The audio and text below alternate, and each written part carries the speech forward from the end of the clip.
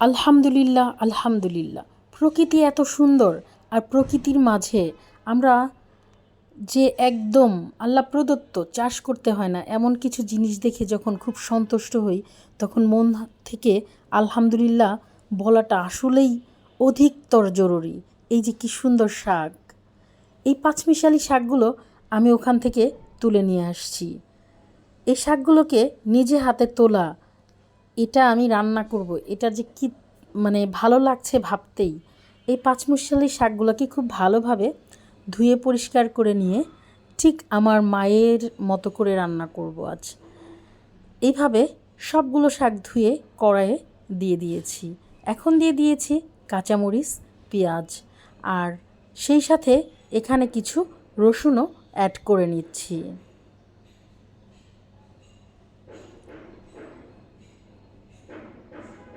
এভাবে আমি এখন চুলাটাকে জ্বালিয়ে দিয়েছি আর দিয়েছি পরিমাণ মতো লবণ।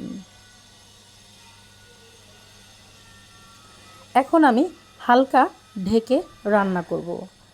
শাকগুলো অনেক অংশে কমে গেছে, এখন খুব ভালো করে নাড়াচাড়া করে নেব। অনেক পানি উঠে গেছে। আসলে শাকগুলো এত বেশি নরম আর সফট ছিল যে বলার মতো না।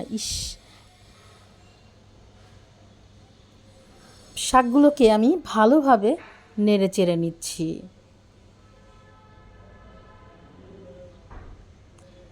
এই পর্যায়ে শাকটা আরও বেশি কমে আসছে, আর আমি ভালোভাবে নাড়াচাড়া করে নিচ্ছি। শাকটা খুব নরম হয়ে গেছে। এভাবে আমি ভালোভাবে একটু গুতাগুতি করে নিচ্ছি, কারণ হচ্ছে এই শাকটাকে যত বেশি নরম করা যাবে তত বেশি খেতে মজা হয়। আমি অবশ্য পরবর্তীতে এই শাকটাতে ডালঘুটনির সাহায্যে একটু ঘেটে নিয়েছি, যাতে করে আরও বেশি সফট হয়। আর শাক, পাঁচমিশালি শাক যত বেশি সফট হবে তত বেশিই খেতে সুস্বাদু লাগে। এই শাকটা এমনিতেও খুবই ফ্রেশ ছিল, সেই জন্য খেতে বেশ মজা পেয়েছি। আমি কিন্তু ডালঘুটনি দিয়ে গুতাগুতি করেছি, চাইলে আপনারাও করতে পারেন। এই তো আমার শাকগুলো খুব নরম হয়ে গেছে, সফট হয়ে গেছে। আর আমি আগেই বলেছিলাম আমি আমার মায়ের মতো করে রান্না করব আজকে। মা যেভাবে রান্না করতো এই ধরনের শাক, মায়ের হাতের রান্না আসলে বহু বছর খাই না। আলহামদুলিল্লাহ মা বেঁচে আছেন, কিন্তু মা আর রান্না বাড়া করেন না।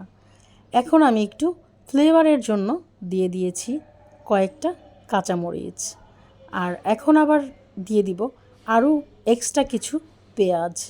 এই সব কাঁচামরিচ এবং পেঁয়াজ, এটার আলাদা একটা গ্রান, এটা আরও বেশি স্বাদ করে তুলবে এই শাকটাকে।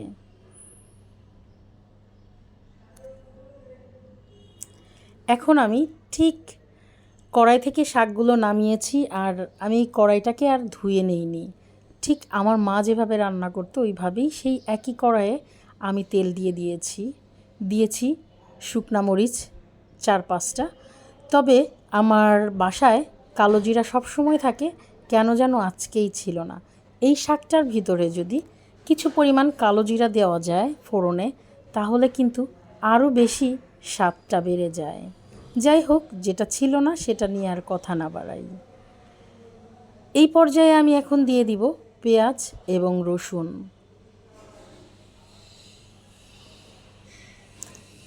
রসুন, পেঁয়াজ, শুকনা মরিচের ঘ্রাণ আর হচ্ছে সরিষার তেল একটা শাকের সাথে যখন মিশে একাকার হবে, এটাকে খেতে আসলে অনেক দুর্দান্ত লাগে। এই খাবারটা আসলেই পুষ্টিকর, অনেক পুষ্টিকর। আমাদের সময়ে আমরা এই খাবারটাকে অনেক মজা করে খেতাম, কিন্তু আমাদের বাচ্চারা এই ধরনের শাক তারা কিন্তু আসলে পাতেও তোলে না। এটা আমাদের জন্য হয়তোবা দুঃখজনক, আমরা তাদের শিখাইতে পারি নাই। অনেক সুন্দরভাবে শাকটাকে যত্ন সহকারে রান্না করে নিলাম। এটা দেখতেই কিন্তু অনেক লোভনীয় লাগছে।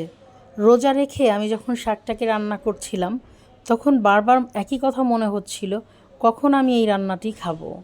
আসলেই দুর্দান্ত গ্রান বের হয়েছে আর এত পরিমাণ সফট হয়েছে শাকটা, মাশাল্লাহ মাশাল্লাহ।